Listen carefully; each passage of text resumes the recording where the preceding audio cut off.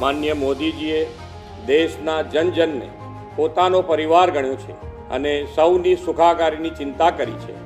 આજથી હજી થોડા વર્ષ પહેલાંની સ્થિતિ કેવી હતી તે આપણે સૌ જાણીએ છીએ. જો કોઈ ગરીબ પરિવારમાં મોટી માંદગી આવે તો સારવાર માટે દેવું કરવાનો વારો આવતો, પણ આજે કોઈ ગરીબ કે મધ્યમ વર્ગના દર્દીનું ઓપરેશન રૂપિયાની તંગીના લીધે નથી અટકતું, કારણ કે હવે દેશમાં આયુષ્યમાન કાર્ડ દ્વારા દર વર્ષે 5 લાખ રૂપિયા સુધીની આરોગ્ય સારવાર મફત મળે છે અને ગુજરાતમાં તો આ યોજનાનો લાભ 10 લાખ રૂપિયા જેટલો મળે છે.